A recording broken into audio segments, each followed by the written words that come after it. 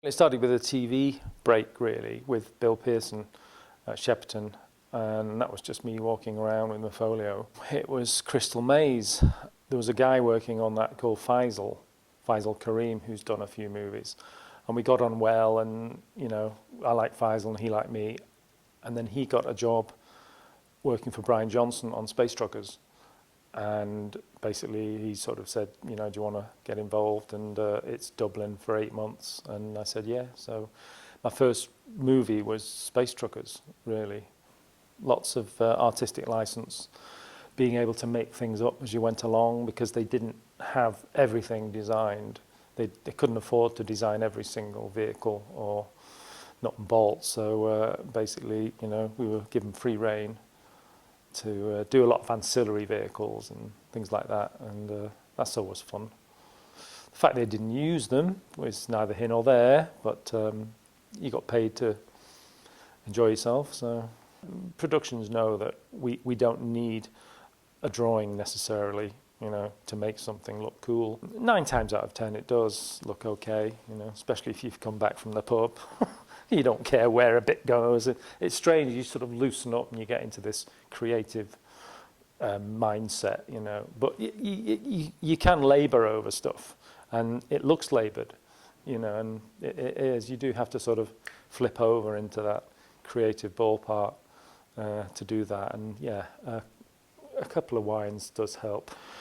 And it's a shame, really. There's no reason why we couldn't have actually taken those home. But they were broken up and put into a skip, and that people say, that's how do you deal with that? But it's easy to deal with when it's ended up on the screen.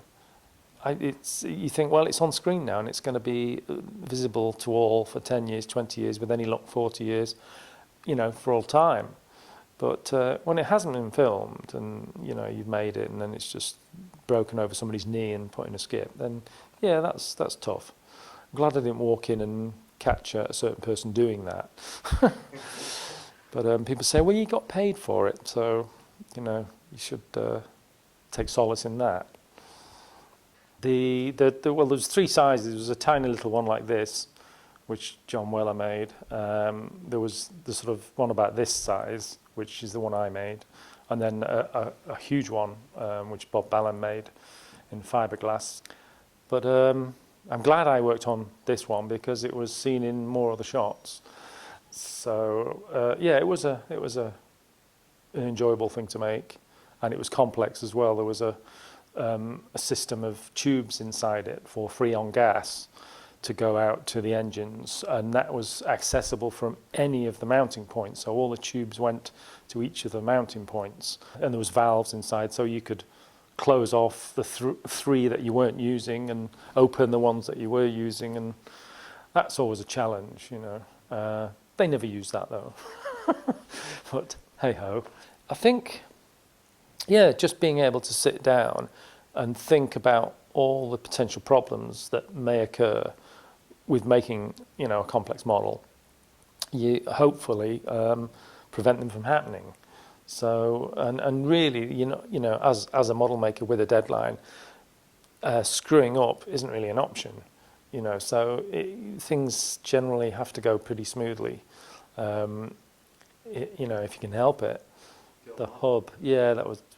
I just did the basic bones of that, and Faisal and his missus dressed that. And there was some wonderful CG post-production that was going to go on for the weapons that these biomechanoid creatures had. And Charles Dance waffles on about this, how wonderful this weapon is, and you're expecting to see something different. And they had something in mind, and we saw rushes, and it was not quite the water tentacle from the abyss, but it just distorted your view of the background from this creature's head, and it let out this beam. It looked fantastic, and they did 2 shots, and they said, well, basically we can't afford to use this because there's so many shots where this creature fires at something. We just can't afford it, so they cut the whole thing. So now all you hear is this sound, the build up, and then you see the aftermath, but you don't see the beam.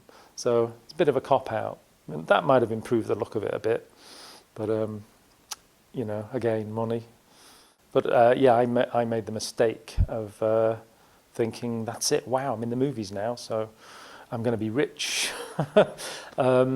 And it's just going to be, that's it, movies forever. But it was quite a sizable gap after Truckers, It was actually 2 years before I worked in the industry again. I was back to architectural, doing other things.